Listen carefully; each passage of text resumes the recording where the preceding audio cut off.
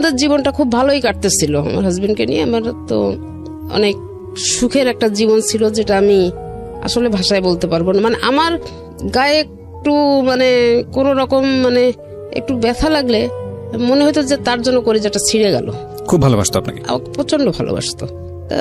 ছেলে নিয়ে কষ্ট করতাম দেখে সে আমাকে 2টা কাজের লোক রেখে দিছে, একটা রান্না করার জন্য, একটা ঘরের কাজ করার জন্য। আর আমার একটা সিকিউরিটি গার্ড ছিল, তার ডিউটি ছিল আমার বাচ্চাটাকে বিকালে বিকালে একটু ঘুরতে নিয়ে যাবে। নিউ মার্কেটের সাইডে, তো নিউ মার্কেটের আশেপাশে ঘুরতে নিয়ে যাবে। তো এইভাবেই আর কি বাচ্চাটাকে মানুষ করলাম, বড় করলাম। আমার লাইফের সবকিছুই এখন ও হয়ে গেল, আমার তো আর কিছু নাই। আর একটা জিনিস ছিল কি, আমার হাজবেন্ডের একটা জিনিস, আমি ঘরে বসে থাকাটা সেও খুব পছন্দ করতো না। আচ্ছা, মানে আমি একটু বাইরে, সে কোথাও গেলেই বলে কি, চলো না আমার সাথে ঘুরে এসো, চলো। ঘরে বসে বসে কি করবা, ঘরে বসে থাকলে চিন্তা করবা, এটা করবা এটা করবা। আর ছেলে নিচে খেলা করতেছে, আচ্ছা করুক না, সিকিউরিটি আছে তো দেখতেছে। তো এইভাবে আর কি আমাদের লাইফটা খুব ভালো, খুব সুন্দরভাবে আমাদের একটা জীবন কাটতেছিল। তা এর ভিতরে আমার হাজবেন্ডের কিছু এদিক ওদিক ট্রান্সফার হলো, যেমন বরিশালে হলো, যশোরে হলো। আমার বাবা কিন্তু ওই সময় যশোরেই আছেন আর কি। যাই হোক, ছেলে এইভাবে তো চলতেছে। আমি খুলনাতে থাকি, পরে উনি ট্রান্সফার নিয়ে ঢাকাতে চলে আসলেন 96 সালে। জি। তো ঢাকাতে উনি যখন চলে আসলেন তখন আমি খুলনাতে থাকি। ছেলে তখন আমার এসএসসি পরীক্ষা দিল। আচ্ছা। এবং যশোর বোর্ডের ভিতরে সে 72 জন স্ট্যান্ড করছে, তার ভিতরে সে একজন। 72 জন তো স্ট্যান্ড করার কোনো সুযোগ নেই, কারণ যদি 20 জন স্ট্যান্ড করে না, ওখানে গোল্ডেন সিস্টেম আসছে। তো গোল্ডেন সিস্টেম কত সালের পরীক্ষার কথা বলছেন আপনি? আমি এটা বলছি আপনার 1 সালের কথা, 2001 সালে। জি, ঠিক আছে। যাই হোক, আপনার ছেলে খুব ভালো রেজাল্ট করেছে। হ্যাঁ হ্যাঁ, খুব ভালো রেজাল্ট করছে। তখন ওর বাবার ইচ্ছা হলো কি যে ঢাকাতে নিয়ে এসে সে পড়াশোনা করাবে এবং আমাকেও নিয়ে আসবে। আচ্ছা। তা আমার আবার ঢাকা শহরে বসবাসের জন্য আমার কিন্তু আসলে পছন্দ না। আমাদের খুলনাতে আমরা যতটা আরামে বসবাস করি বা আমরা যতটা ভালোভাবে থাকতে পারি, ঢাকার মানুষের জীবন মানে আমার কাছে খুব কঠিন মনে হয়। এটা কি আপনি আগে থেকে জানতেন নাকি আসার পরে? না, আমি আগে থেকেই জানতাম। যেহেতু আমার ভাই বোনরা আছে, আমি আসতাম, আসা যাওয়া করি। আপনি একদম 100% সত্যি কথা বলেছেন। বিশেষ করে শহরতলি এলাকায় যারা বড় হয়েছে তারা ঢাকা শহরে এসে মানিয়ে নেওয়া খুব কঠিন। এবং এটাও আবার সত্য যে 2, 4, 10, 15 বছর যখন ঢাকা শহরে মানুষ অভ্যস্ত হয়ে যায়, তখন ঢাকা শহরের মানুষ আবার অন্য জেলায় গিয়ে থাকা সেটাও খুব কঠিন হয়ে যায়। হ্যাঁ হ্যাঁ হ্যাঁ। তো তখন আমার ওই হাজবেন্ড যখন এখানে আসলো, তখন সে বললো কি যে ছেলে তো ম্যাট্রিক পাস করছে, ভালো রেজাল্ট করছে, তো আমি তো ছিলাম না, তুমি তো সবকিছু করছো, আমার পক্ষ থেকে তোমার জন্য একটা ভালো গিফট থাকবে। ওই সময় ওই 1 সালে উনি ফার্স্ট আমাকে ওই ছেলের রেজাল্টের উপরে ভিত্তি করে আমাকে ফার্স্ট মোবাইল গিফট করে উনি। আপনাকে মোবাইল গিফট করলো? হ্যাঁ, আমাকে। আচ্ছা। যাক, আমি তখন ওই ছেলেকে উনি ঢাকাতে নিয়ে আসবে, এখানে কোচিং করাবে, ভর্তি করাবে। ছেলে কোন বিভাগে ছিল, মানবিক, সায়েন্স না কমার্স? সায়েন্সে ছিল। সায়েন্সে থেকে এত ভালো স্টুডেন্ট ছিল? হ্যাঁ, খুবই ভালো স্টুডেন্ট। ওকে। এখনো পর্যন্ত আপনি ওর হাতের লেখা দেখলে আপনি অবাক হয়ে যাবেন যে এত সুন্দর হাতের লেখা, কিন্তু ওর হাতের লেখাটা আমি ওকে শিখাইছি। Beautiful, beautiful. ঠিক আছে, আপনি এসএসসি পরে কি করলেন? ওই লেখাপড়া বন্ধ করে দিলেন? আমি লেখাপড়া বন্ধ না, হ্যাঁ, কিছুটা সময় গ্যাপ রাখলাম। আচ্ছা, ঠিক আছে, সামনের দিকে আগে। তারপরে যখন আমি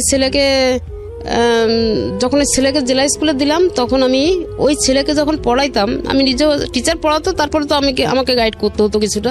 তো ওকে যখন পড়াতে শুরু করলাম, তখন আর কি আমি নিজে আবার পড়াশোনা শুরু করি। এটা কি মানে এসএসসির আগে, ছেলের এসএসসির আগে না পরের ঘটনা? ছেলের এসএসসির আগের ঘটনা। ওকে।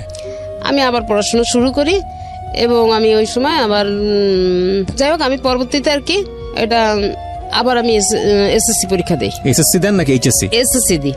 ম্যাট্রিক তো আপনি পাস করলেন, তারপর আবার দিলাম। এই কারণে আমার ভাসুর ছিলেন কলেজের প্রফেসর, তো তা বললো দেখো যে মানুষের ভবিষ্যৎ তো কিছু বলা যায় না, যদি পরবর্তীতে ও চাকরিতে বাকি কিছু করতে চায়, তো ওর যে এই গ্যাপটা, এই গ্যাপের জন্য দেখা যাবে যে ওর চাকরিতে অনেক সমস্যা হতে পারে বা নাও হতে পারে চাকরি। আচ্ছা।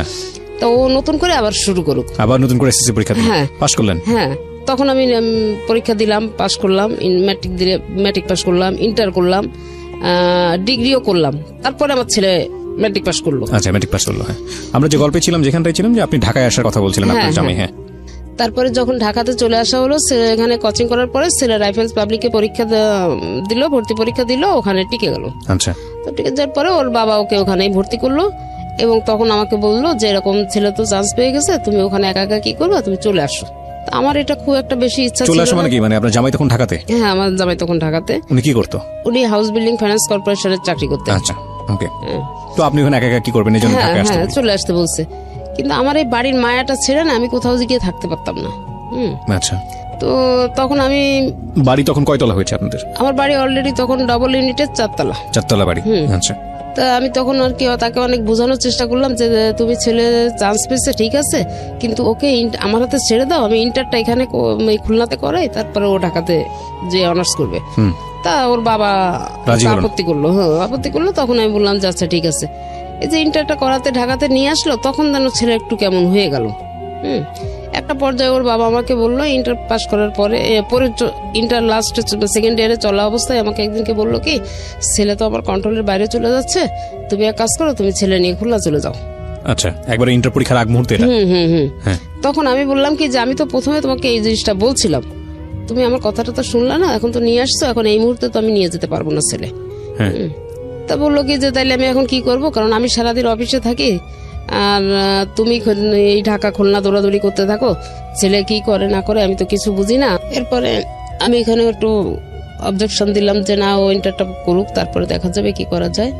তো ইন্টারটা পাস করলো, রাইফেলস পাবলিকের থেকে ইন্টারটা পাস করলো। পাস করার পরে রেজাল্টটা কেমন ছিল? এসএসসির মতো ছিল নাকি খারাপ হলো? হ্যাঁ, রেজাল্টটা ভালো ছিল। তো ওর যেদিন রেজাল্ট হবে তার আগের দিন আছে আসানুল্লাহ প্রাইভেটে আর কি অনার্সের জন্য পরীক্ষা হলো। আচ্ছা, কিন্তু তখনও ইন্টারের রেজাল্ট হয়নি। আচ্ছা, ইন্টারের রেজাল্ট না হলে পরীক্ষা হয় কিভাবে? হ্যাঁ, এটা হলো এবং ও পরীক্ষাও দিল। ওকে, ইন্টারেস্টিং। যেদিনকে ওর ইন্টারের রেজাল্ট হলো সেদিনকে আসানুল্লাহর রেজাল্ট হলো। ছেলে এদিকে ইন্টারও পাস করে গেছে, ওদিকে আসানুল্লাহ চান্স পেয়ে গেছে। আচ্ছা, তো এটা যখন হলো তখন আর কি সেইভাবে ওকে ভর্তি করার জন্য সব ব্যবস্থা করা হলো এবং ভর্তি করে। আসানুল্লাহতে কেন ভর্তি করার চিন্তা করছিলেন আপনারা? এটা আমার ভাই হচ্ছে, সাধারণত তো পাবলিকে সবাই ট্রাই করে, প্রথমে পাবলিক বিশ্ববিদ্যালয়গুলোতে। হ্যাঁ, কিন্তু ওর বাবার ইচ্ছা ছিল যে, ওরা বাবার একটা ধারণা ছিল কি যে মানে প্রাইভেটে পড়াশোনা ভালো হয়, ওকে, এইটা আর কি। ওকে, তো যাই হোক, সেটাই আর কি করছে। করার পরে ওখানে ওর বাবা আরো বেশিরভাগটা সময় এখানে থাকতো আর আমি খুলনাতে। এর মধ্যে আবার আমার একটা চাকরি হয়ে যায়। একটা চাকরি হয়, আমার পোস্টিংটা, আমি তো খুলনার থেকে অ্যাপ্লাই করি চাকরির জন্য, তো ওখানে আমার পোস্টিংটাও খুলনাতে হয়ে যায়। আমি তখন খুলনাতে। কিসের চাকরি ছিল এটা? এটা ছিল ওই যে Bangladesh legal aid and services trust, ব্লাস্টের। তো আমার চাকরিটা ওখানে হয়। আমি কিভাবে জয়েন করলেন ওখানে? আমি ওখানে কোঅর্ডিনেটর। ওকে। তা আমি ওখানে আর কি জয়েন করি আর বাবা ছেলে ঢাকাতেই থাকে। আমার ওখানে চাকরির বয়স যখন আমার 1 বছর হলো, তখন আর কি আমি প্রতি মাসের 7 বা 8 তারিখে আমি ওই খুলনা থেকে আমার রিপোর্ট নিয়ে আমার হেড অফিসে আসতে হতো। আচ্ছা, তো আমি সেইভাবে আসবো। হঠাৎ করে 4 তারিখে আমি আসি, 7-8 তারিখে আমাকে 4 তারিখে জুন মাসের 4 তারিখে আমাকে ফোন করে বলতেছে যে আমার না শরীরটা ভালো না, তুমি একটু তাড়াতাড়ি চলে এসো। আপনার জামাই বলছে? তখন আমি বললাম কত সালে এটা? এটা হয়েছে 7 সালে, 2007 সালে। তা আমি বললাম কি, তোমার যদি বেশি সমস্যা হয় আমি এখনো চলে আসতে পারবো, কারণ কোনো সমস্যা আমার নাই। তা বলতেছে না, বেশি তেমন কোনো কিছু না, তুমি ধীরে সুস্থে যেরকম আসো এইভাবে আসো। তাই আমি বললাম আচ্ছা ঠিক আছে। এখন আমি না আসার আগে আপনাকে আমার একটা প্রশ্ন আছে, সেটা হচ্ছে আপনার বাড়ি ভাড়া কত আসতো এই সময়টাতে? 15 থেকে 16,000 টাকা। 15 থেকে 16,000 টাকা পুরো বিল্ডিং মিলে? হ্যাঁ, পুরো টোটাল বিল্ডিং। আর আপনার জামাই তো জব করতোই? জি। তো আপনার জামাই তো মোটামুটি ভালো অঙ্কের বেতন পেত, আমি যদি তুলনা করে থাকি। তো তারপরও আপনার জব করার, আমি বলছি না আপনি জব করেন, সেটাতে আমার কোনো প্রশ্ন নাই, কিন্তু মানুষ তো সাধারণত আমাদের সামাজিক বিন্যাসটা তো এরকমই যে প্রয়োজন না থাকলে আসলে মেয়েরা তেমন একটা জবে যান না, এটাই আমরা দেখে থাকি। তো আপনার তো বোধহয় সেরকম ক্রাইসিস ছিল না অর্থে? না। তো তারপরেও আপনি কেন জবে গেলেন? কেন গেলাম এটাই হচ্ছে যে আমার বাড়িতে, আমি যে ঢাকাতে আসছি, আমার বাড়িতে যে কেয়ারটেকার রেখে আসছি, এই কেয়ারটেকারটা আমার বিদ্যুৎ বিল নিয়ে অনেক ঝামেলা করে ফেলছে। তো ঝামেলা করে ফেলার পরে একটা পর্যায়ে আমরা দুজনে বসে আলাপ করলাম কি যে এরকম অবস্থা হলে তো এরকম বিদ্যুৎ নিয়ে ঝামেলা করলে তো প্রায় বিদ্যুৎ অফিস থেকে এসে লাইন টাইন কেটে দেওয়া, ভাড়াটেদের সমস্যা, আর এই খুলনা থেকে আমি এই ঢাকা থেকে আমি যে এইভাবে তো সমস্যার সমাধান করা ঠিক মানে সম্ভব হয় না, এটা খুবই কঠিন একটা ব্যাপার। তখন আমার হাজবেন্ড বললো কি যে আচ্ছা দেখি কি করা যায়। তারপরে যখন আমার ওই চাকরিটার জন্য আমি অ্যাপ্লাই করছি, এটা তার আগ্রহে করছি। তো তখন ওই আগ্রহটা স্যার এই কারণেই ছিল যে যদি খুলনাতে আমার চাকরিটা হয় আর আমি খুলনাতে থাকতে পারি, তাহলে আমার বাড়িতে কেয়ারটেকারের দরকার হবে না, আমার নিজের তত্ত্বাবধানে আমার বাড়িটা থাকবে, কোনো ঝামেলা ঝঞ্ঝাট হবে না।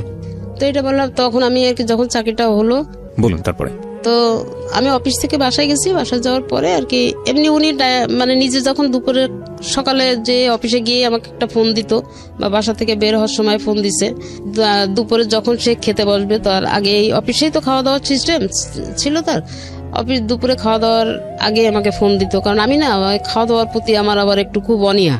জি। মানে অনীহা বলতে কেমন, এই বাচ্চাদের মতো আমাকে জোর করে ধরে কেউ খাওয়াইতে পারলে মনে হয় ভালো হয়, কারণ একা একা থাকি তো। খুবই আমার ভাতটা মোটেই আমার একেবারে পছন্দ ছিল না, আচ্ছা এরকম আর কি। তো আমার যে পার্মানেন্ট কাজের লোকটা ছিল, ওকে সবসময় এটা সে সতর্ক করে দিত, এবং ওই খাওয়ার আগে আমাকে খালি জিজ্ঞেস করতো, তুমি যে কোথায় আছো? অফিসে। তা খাওয়া দাওয়া কি করছো? তা না, বাইরে বেরোয় দেখো সামনে ভালো কোন রেস্টুরেন্টে বসে খেয়ে নাও। হ্যাঁ, আচ্ছা ঠিক আছে খাবো। আমি আরো বরং উল্টা রাগ করতাম তার উপরে, যে কি আমাকে কি ছোট মানুষ পাইছো নাকি, তুমি এরকম করো কিসের জন্য? এখন আমাকে বললো যে ঠিক আছে, তোমার এখন আসার দরকার নেই, তুমি তাহলে 7 তারিখেই আসো। তা আমি বললাম আচ্ছা ঠিক আছে। এখন আমার ছেলে তো এখানে আছে, তো 4 তারিখেই, হ্যাঁ এই কথা 4 তারিখ দুপুরে আমার সঙ্গে হলো। দুপুর আমি যখন অফিস থেকে বাসায় আসছি, বাসায় এসে তখন তো মোবাইলে কার্ড সিস্টেম, আমি বাসায় এসে রেস্ট নিয়ে আমি মোবাইলের দোকানে যাই, আমি কার্ড কিনতে গেছি। তখন আমাকে আমার ছেলে ফোন দিয়ে বলতেছে, আম্মু আব্বুকে নিয়ে আমি একটু শ্যামলীতে আসছিলাম, সংসদ ভবনেই থাকতো আর কি। তা বলছে যে আব্বুকে নিয়ে আমি শ্যামলীতে আসতেছিলাম, তো এই সময় আর কি আব্বু একটু কাশি দিল, বুকে ব্যথা করতেছে। আচ্ছা। তো বুকে ব্যথা করলে আমি সাথে সাথে সরোয়ার দিদি নিয়ে ডাক্তার দেখালাম। তো তুমি যদি কি হয় আমি তোমাকে জানালে তুমি রওনা দিও। আচ্ছা। তাই আমি বললাম আচ্ছা ঠিক আছে। তো এর মধ্যে আর কি 10-15 মিনিট পরে ছেলে আবার ফোন ব্যাক করলো। ফোন ব্যাক করার পর আমি বলছি কি ব্যাপার? তো বলছে আম্মু ডাক্তারের কাছে নিলাম, ডাক্তার যখন আব্বুকে দেখে কি করলো, আমাকে তো ভিতরে ঢুকতে দেয়নি, তো দেখলাম যে একটা হুইল চেয়ারে আব্বু সেন্সলেস অবস্থায় উপরে নিয়ে গেল। তারপরে 10-15 মিনিট পরে ছেলে আমাকে আবার ফোন দিল, দিয়ে বলতেছে আম্মু আব্বুর অবস্থা বোধহয় ভালো না, আমাকে ডাক্তার বললো 2টো ইঞ্জেকশন এনে দিতে। তো আমি 2টো ইঞ্জেকশন এনে দিছি, আব্বার বুকের ওখানে ইঞ্জেকশন 2টা পুশ করছে, আর আব্বাকে ক্যাবিনে দেওয়া হয়েছে, কোনো সেন্স নাই, তুমি রওনা দাও। তো ওই মুহূর্তে আমি আর কি সাথে সাথে আমি টিকিট করে আমি 9:45 আগে কোনো গাড়ি পাই না। তো আমি বাসা থেকে যে আমার কাজের মেয়েটা আমাকে গুছাই দিল, আমি রেডি হয়ে স্ট্যান্ডে আসলাম, গাড়িতে উঠবো, আমার ব্যাগ দেওয়া হয়ে গেছে, আমি উঠবো। ঠিক সেই মুহূর্তে আমার ভাসুরের ছেলে, তারাও ঢাকাতেই থাকে, ও ফোন করে আমাকে বলল যে চাচি কোথায় আছেন? তাই আমি বললাম আমি গাড়িতে উঠতেছি। বললো আপনার আসার দরকার নাই, চাচা মারা গেছে। শুধু এই কথাটুকু শোনার পরে আমি আর কিছু বলতে পারি না। তো একেবারে সুস্থ একটা মানুষ ছিলেন, হঠাৎ করে হার্ট অ্যাটাক করেছে। হ্যাঁ একদম হঠাৎ করে, মানে আসরের নামাজ পড়ে বাসা থেকে বের হয়েছে, উনি শেভ করে বাসায় গিয়ে মাগরিবের নামাজ পড়বে। আচ্ছা, এই ছিল তার টার্গেট। কিন্তু ওই যে আসরের নামাজটা পড়ে আসছে আর মাগরিবের আজানটা দিছে, সে আমরা কষ্ট পাচ্ছি, নিশ্চয়ই কষ্ট পাওয়ার মতোই বিষয়, প্রতিটা মৃত্যুই আমাদেরকে কষ্ট দেয়, কিন্তু জীবন যেরকম সত্য, মৃত্যু সেরকম শাশ্বত সত্য। একটা অদ্ভুত বিষয় হচ্ছে যে প্রকৃতিতে যার প্রাণ আছে তার মৃত্যু ঘটবেই, এটা খুব স্বাভাবিক, কিন্তু আমাদের ব্যক্তি জীবনে আমরা মৃত্যুকে স্মরণ করি না, এবং করি না বলেই দেখবেন যে আসলে প্রতি মুহূর্তেই অনেক ধরনের ভুলভাল করে ফেলি।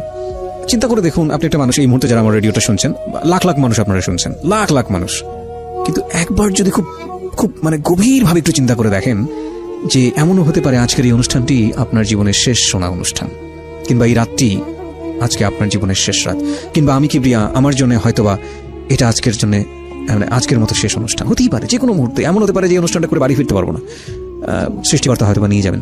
তো এই যে মানে ফিলটা, এটা যদি আমাদের মধ্যে থাকে, তাহলে আমাদের দ্বারা আসলে খুব বেশি খারাপ কাজ করা মানে সম্ভবই না আসলে, কারণ যে কোনো মুহূর্তে আমরা চলে যাবো, যে কোনো মুহূর্তে আমরা মুসাফিরের মতো, প্রত্যেকটা মানুষ আসলে আমরা মুসাফির, এবং খুব অল্প সময়ের জন্য এসেছি, যে কোনো মুহূর্তে আমরা চলে যাবো। কিন্তু অদ্ভুত বিষয় হচ্ছে আমরা এটা চিন্তা করি না, এবং এই চিন্তাটা যদি আবার খুব গভীরভাবে করা শুরু করি, তাহলে জীবনের সামনের দিকে এগোনোও খুব মুশকিল। হ্যাঁ, যাই হোক, এটাই মানে ওনার মৃত্যুটা দেখুন, মানে অচিন্তনীয়, মানে কোনোভাবে চিন্তা করা যায় না, তাই না? মানে শেভ করে জাস্ট মাগরিবের নামাজ পড়বে, এই তার আগ মুহূর্তে, নামাজের আগেই তার আগে আল্লাহ। এবং কাজের বুয়াকে বলছে যে আমি গোসল করে আম খেয়েছে, আম খেয়ে বলছে যে আমি যাচ্ছি, আমি এসে আম খাবো, তুমি কেটে রেখে চলে যাও। আম খাওয়ার সুযোগটাও তার হয়নি না। এই হচ্ছে পৃথিবী, খুব অল্প কিছুদিনের জন্য। তারপরও কত কলহ, কত অন্তর্দ্বন্দ্ব, কত ঝামেলা, কত রেশারেশি। আর একটা গুণ, তার অনেক গুণই ছিল, তার ভিতরে সবচেয়ে বড় যে গুণটা, আমি বিয়ের পর থেকে তাকে পারতপক্ষে কোনোদিন আমি খুব কম সময় কাজা নামাজ পড়তে দেখছি, কখন নামাজ সে কিন্তু করেনি। এমনকি যদি সে আমাকে বাইক নিয়ে বেরোতো, আমাদের মানে আমরা দুজনেই বাইকে বেরোতাম, এমনকি যদি সে বাইকে আজানে হলে আমাকে কোথাও একটু দাঁড় করায় রেখে বাইক সে মসজিদে ঢুকছে, আমি কিন্তু বেরোয় আসার পরে চিল্লাচিল্লি করতাম, যে এটা কোন ধরনের অবস্থা। ঢাকা শহরেও তুমি আমাকে এরকম করো, বাইক শুদ্ধ রাস্তার পাশে দাঁড় করে দিয়ে তুমি নামাজ পড়তে গেছো, কারণ বাইরে বাসায় গিয়ে কি পড়তে পারতাম না? খুব ভালো একটা প্রসঙ্গ নিয়ে আসছেন। আমি নিজেও বাইক চালাই, নিজেরও দু একটা অভিজ্ঞতা আছে এরকম। আমি একটু জাস্ট সবাইকে একটু বলতে চাই, বিশেষ করে অনেকেই আছেন এতে হয়তো মনক্ষুণ্ণ হন, বিশেষ করে স্ত্রীরা হয়তো মনক্ষুণ্ণ হন, কিন্তু আমার মনে হয় বাইরে থেকে আপনাদের জন্য দুটো উপলব্ধির একটা ব্যাপার আছে। একটা হচ্ছে যে হাজবেন্ড নামাজ পড়ছেন, আপনি পড়ছেন না, সেটা বড় কথা না, আপনার নিজেরও পড়া উচিত, সে একটা উপলব্ধি যদি আপনি ধর্মকর্ম মানেন। আরেকটা যেটা হচ্ছে কেউ যদি করেন এরকম, আপনার জন্য হয়তো একটু অসুবিধাজনক হতে পারে, কিন্তু এটা কিন্তু আপনার স্বভাব হবে, আপনি তাকে সুযোগ দিচ্ছেন, একটু ধৈর্য ধরে অপেক্ষা করা উচিত। হ্যাঁ, সুতরাং আর যদি বেশি চাপ দেন তাহলে ওই যে লোকটি নামাজ পড়তে যাচ্ছে সে কিন্তু নামাজের মধ্যেও কনসেন্ট্রেট করতে পারবে না, ভাববে যে বাইরে কিনা কি হলো, বের হওয়ার পরে হয়তো বকাঝকা শুনতে হবে। এটা করা উচিত না, এটা গুনাহের ভাগীদার হয়ে যায় অনেকেই। তবে একটা জিনিস তার ছিল, সে কোরআন শরীফ পড়তে পারতো না, আর আমি এটা পারি। জি। তো সে ওই যে আমপারা বলে, যেটা কোরআন শরীফ পড়ার আগে প্রথম যে আমাদের শেখার জন্য ওই বইটা সে কিনে আমার কাছে অনেক সময় বসতো পড়তে। আচ্ছা। যখন একটু যুক্ত অক্ষর আসতো বা একটু কঠিন শব্দ আসতো, বলতো এটা বাদ দিয়েই পড়ি। আচ্ছা। তো আমি বলতাম কি, তাহলে তো তোমার এই ওয়ার্ড মানে এটা তো ভুল হয়ে যাবে, অর্থটা তো ভুল হয়ে যাবে, ওইটা করলে তো হবে না, তোমাকে এটা পড়তে হবে। তো সে চেষ্টা করতো আর কি আমার কাছে বসে এটা পড়ার। কোরআন শরীফটা আসলে যারা পড়েন তারা তো বিশেষ স্বভাবের অধিকারী হন। আর আরেকটা বিষয় যেটা হচ্ছে বুঝে পড়া উচিত, যে পড়ছেন অবশ্যই বুঝে পড়া। আমাদের কিন্তু একটা রেওয়াজ আছে, আমরা দেখবো যে সকালবেলা উঠে সবাই কোরআন শরীফ তেলাওয়াত করছেন, তেলাওয়াতে তো একটা স্বভাব আছেন, কিন্তু যদি বুঝে পড়া যায় এবং সেটা যদি ব্যক্তি জীবনে আমল করে সেটা অনেক বেশি উপকারী। জি। তো আপনি যে প্রসঙ্গে ছিলেন, যে আপনি যেটা বলছিলেন যে উনি মারা গেলেন হঠাৎ করে, এবং আপনি তখন বাসে ওঠার আগ মুহূর্তে ঘটনাটা, এবং তারপর আপনি জানেন না যে আপনার কি হয়েছে, সেন্সটা যখন ফিরলো তখন কি অবস্থায় দেখছেন? সেন্সটা যখন ফিরলো, এর মধ্যে সম্ভবত আমার যে ভাড়াটিয়ার আছে এদের সঙ্গে তো আমি খুবই ক্লোজ। তো সম্ভবত আমার ছেলে বোধহয় ফোন করে তাদেরকে কিছু জানাই দিছিল। তো আমি যখন ওইখানে ফোনে কথা বলতেছি, তখন আমি দেখি যে আমার বিল্ডিং এর লোকজনগুলা সব 7টা ফ্যামিলি, তো 7টা ফ্যামিলি দেখি যে এরা সব রিক্সা ভরে আসতেছে, আমি ওদের দিকে তাকায় আছি আর ফোনে কথা বলতেছি। এরপরে আমি আর কিন্তু ওই খবরটা শোনার পরে আমি আর কিছু বলতে পারি না, আমার হাত থেকে ফোন সব ছুটে গেল। তো যাই হোক, ওরা দেখি যে পরবর্তীতে যখন আমার সেন্স আসছে, তখন আমি দেখি যে আমি আমার বাসাতে, আমি খাটের উপরে আমাকে শোয়ায় রাখা হয়েছে। কত সালের ঘটনা এটা? এটা 7 সালের জুন মাসের 4 তারিখের। আচ্ছা, 2007 সালের জুন মাসে। তো ওইভাবে আর কি রাতটা ওখানে আমার বাড়িতে আমি কাটাই।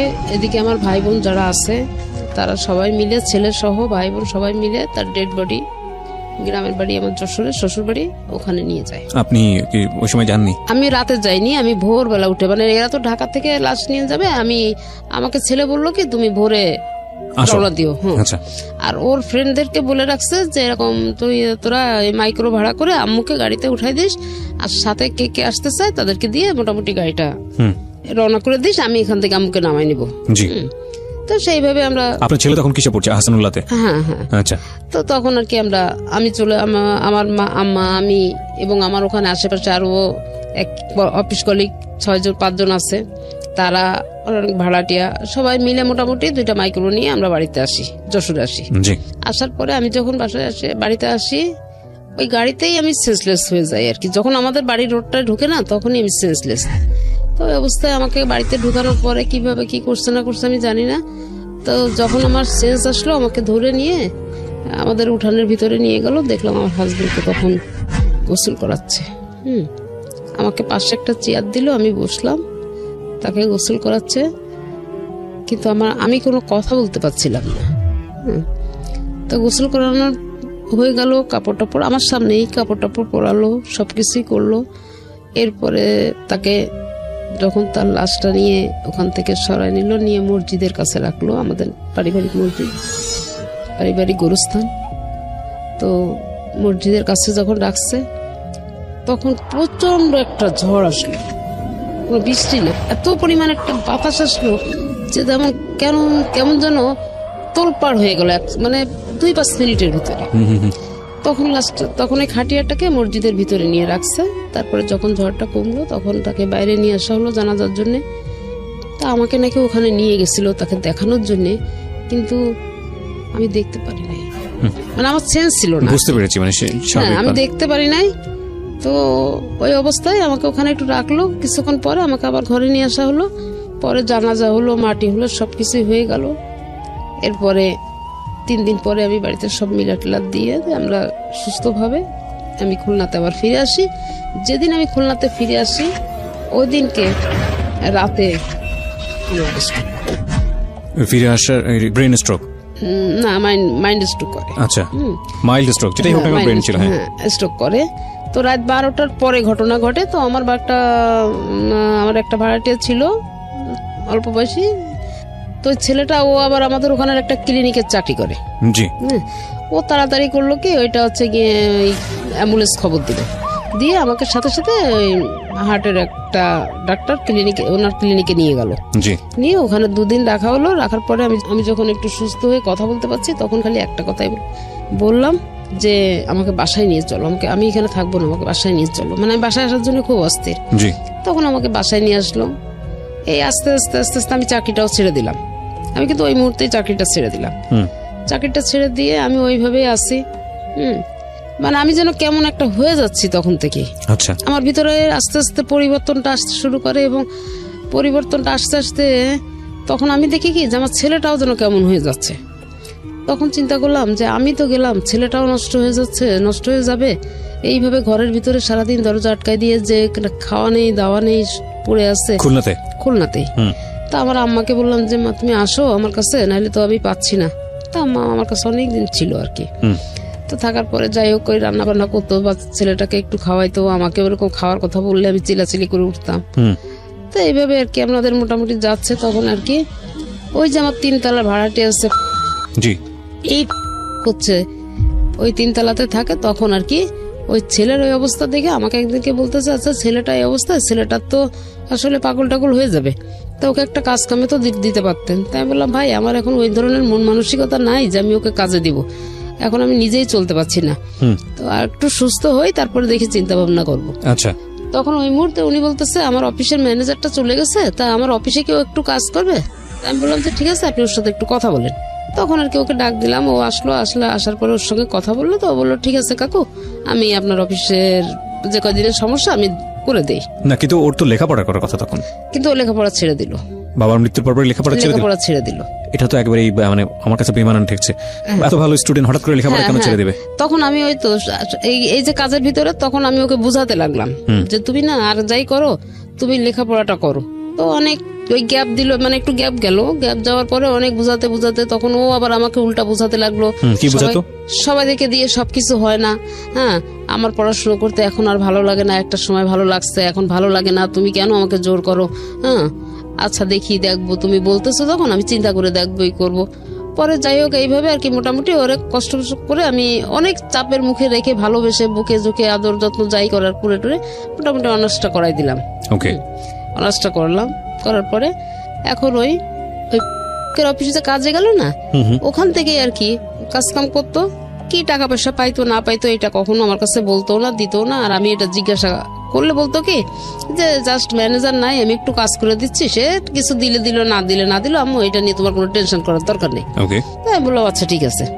তো কাজ করতে করতে একটা পর্যায়ে সে ছেলেকে কি দিয়ে কি পরামর্শ করলো আমি জানি না। তখন হচ্ছে যে আপনার 9 সালের লাস্টের দিকে তখন আর কি ছেলেকে কি দিয়ে কি পরামর্শ দিল। তখন ছেলে আমাকে বলতে লাগলো যে আমি বাড়িটা ভাগ করে নিব। তাই আমি বললাম কি বাবা আমার তো আর কেউ নাই, তুই ছাড়া তো আমার আর কেউ নাই, এখন যদি আমি মারা যাই তা বাড়িটা তো তোরই, এটা আবার ভাগ করার কি হয়েছে? তা বললো যে না আমার অংশ আমি ভাগ করে নিব। তাই আমি বললাম যে বোঝানোর পরে অনেক কিছুই বুঝালাম, কিন্তু কোনো কথাই সে শুনতে চায় না। তো লাস্টে যখন আমাকে কোনো রকম কিছু করতে পারলো না তখন আমার ওয়ার্ড কমিশনারের কাছে গেল। আচ্ছা। ওয়ার্ড কমিশনারকে গিয়ে বললো, তখন ওয়ার্ড কমিশনার আমাকে ডাকলো, ডেকে আমাকে বলতেছে আপা ছেলে তো এরকম উল্টাপাল্টা কথাবার্তা বলতেছে, এটা আমি কি করব? তাই আমি বললাম কি আচ্ছা ভাই এসব ঝামেলা না করে দেখেন যদি মিউচুয়াল করতে পারেন ভালো, না পারলে আপনি ও যেটা বলতেছো সেটা করে দেন, আমার তো মন মানসিকতা এখন ভালো না, আমি এটার বিষয়ে আর কোনো কথা বলতে চাই না। তখন ওই আমার ছেলে এরা সবাই একসাথে হয়ে কমিশনারের কাছে গেল। আর এই হলো গিয়ে কমিশনারের খালাতো ভাই, কিন্তু এদের সঙ্গে রিলেশন খুবই খারাপ, রক্তের সম্পর্ক, কিন্তু এদের সঙ্গে রিলেশনটা ভালো না। তো এরা আবার ঠিক করলো কি যে দোতলাতে আমরা তো থাকি, ছেলে থাকে এক ফ্ল্যাটে, আমি থাকি আর এক ফ্ল্যাটে, মানে পুরাটাই আমাদের, দোতলা পুরাটাই আমাদের, কিন্তু ওইটাকে এখন এই দোতলাটা বাদ দিলে নিচতলার 2টা ফ্ল্যাট হচ্ছে আমাকে দিল, আর 3 তলার 2টা ফ্ল্যাট, 4 তলার 2টা ফ্ল্যাট দিল হচ্ছে ছেলেকে। জি, ছেলের চলাফেরা খাওয়া দাওয়ার জন্য, আর আমাকে দিল আমার খাওয়া দাওয়ার জন্য, আমাকে 2টা ফ্ল্যাট দেওয়া হলো। ওকে। তো আমি সেইভাবে আছি, কোনো কিছু না, কোনো ঝামেলা ঝঞ্ঝাট আর করতেছি না, চুপচাপ আছি। তো একটা পর্যায়ে আর কি ছেলে একটা দিতে হয়, তাহলে আপনি আন্টিকে একটু ডেকে নিয়ে আসেন, ওকে, উনি বললে আমরা আপনাকে দিব। ওকে। তো এইভাবে আর কি আমি ওখানে গেলাম, যাওয়ার পরে শোনার পরে আমি বললাম কি আচ্ছা ঠিক আছে তোমরা চুপ করো, দেখি আমি ওর সঙ্গে কথা বলে দেখি কি হয়েছে। তো আমি একটা পর্যায়ে ও যখন ঘরে আসে সেই সময় আমি যে বলতেছি কি আচ্ছা ভাই কি হয়েছে, কি উল্টা পাল্টা করতেছে কেন, আপনারা তো কমিশনারের মাধ্যম দিয়ে সবকিছু সেটেল করে নিয়ে আসছে, তো এখন এটা নিয়ে আবার কেন ঝামেলা করতেছে। তা বলতেছে কি যে এখন সেটা কি করে বলবো, এখন সে পুরা তার বাড়ির তো বেশি অংশ তার হিসাবে তো আপনি একটা ফ্ল্যাট পান, 7টা ফ্ল্যাট তো তার, তা আপনি এখন যদি সেটা জোর করে রাখতে চান, ধরতে চান, তাহলে তো আপনার এটা ঝামেলা হবেই। তাই আমি বললাম এটা তো বিষয় না, বিষয়টা হচ্ছে আপনারা কমিশনারকে দিয়ে করাইছেন বিচারটা, আমি কিন্তু করি নাই। জি। তো এখন আপনারা কেন সেটা নিয়ে ঝামেলা করছেন। তো এক পর্যায়ে ওনার কাছ থেকে শোনার পরে ওনার কথাবার্তার ভাবভঙ্গি আমার কাছে ভালো লাগেনি, না লাগাতে আমি এসে ছেলের ঘরে ঢুকলাম। ঢুকে আমি ছেলেকে বললাম যে আচ্ছা তোর কি সমস্যা বলতো আমাকে, তোর যদি কোনো সমস্যা থাকে সেটা তুই আমার সাথে বল, কিন্তু কেন তুই ভাড়াটাদের কাছে গিয়ে সমস্ত বলে নিজেকে ছোট করতেছিস। জি। তো বলার সাথে সাথে ও আমাকে বলতে আমাকে একদম ডাইরেক্ট একদম এইভাবে ওরকম খাটে বসা, আমি এরকম দাঁড়ানোর সামনে, এই কথাটা বলার সাথে সাথে আমাকে বলতেছে কি তুই আমার ঘরে ঢুকছিস কি জন্যে, তুই আমার ঘর থেকে বের হ। তাই আমি বললাম কি হ্যাঁ আমি তোর ঘরে থাকতে আসিনি, আমি তোর ঘর থেকে বের হব, কিন্তু আমার প্রশ্নটার উত্তর দিয়ে দে, আমি চলে যাচ্ছি। তা বলতেছে আমি যদি তোর প্রশ্নের উত্তর না দেয় তুই আমার কি করবি। তাই আমি বললাম এইটা কোন ধরনের কথা, তোকে লেখাপড়া শিখাইছি, তোকে শিক্ষিত করছি, তোর মুখ থেকে এরকম ভাষা তো আমি কখনো আমি আশা করি নাই। তুই জন্মের পর থেকে তোর সোনার চামচ মুখে নিয়ে তুই জন্ম নিচ্ছিস এক কথা বলতে গেলে, আজকে তুই কি ধরনের ভাষা ব্যবহার করতেছিস হ্যাঁ আমার সাথে। তো এই কথা বলার সাথে বলতেছে কি তোর কাছে কি আমাকে কৈফিয়ত দিতে হবে নাকি, তো বলে আমাকে গলাটা ধরে একটা ধাক্কা দিয়ে একটা ঘরের ভিতরে ওই ফার্নিচারের ফাঁকা একটা চিপার মতন ওইটার ভিতরে ফেলে দিছে। ও কি বলেন, মানে এই ফার্স্ট আমার গায়ে হাত দিল, আমার গলাটা ধরে একটা এইভাবে ধাক্কা দিল, আর আমি একটা চিপার মধ্যে ঢুকে গেলাম, মানে যেখানে একটা ড্রেসিং টেবিল, একটা রিডিং টেবিল, মাঝখানে হ্যাঁ এতটুকু ফাঁকা, এর মধ্যে পড়ে গেলাম। পড়ে যাওয়ার পরে আমি আর উঠতে পারছি না ওখান থেকে।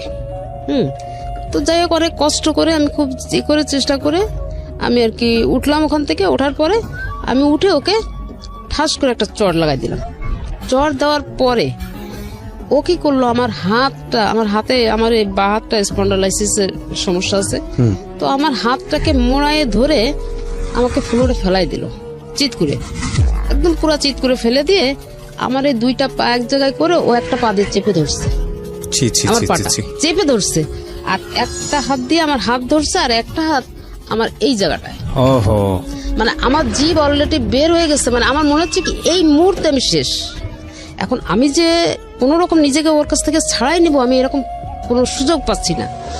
অনেক ধস্তাধস্তি করে, মানে অনেক গুতাগুতি করে এক পর্যায়ে আমি একটা, আপনি আশেপাশের লোকজন ছিল না বিল্ডিং এ? হ্যাঁ বিল্ডিং এ, মানে এই যে চিল্লাচিল্লি হচ্ছে না, আমার বিল্ডিং এর সামনে পুরা লোক, কিন্তু নিচে কোলাপসিবল গেটে তালা মারা। আচ্ছা।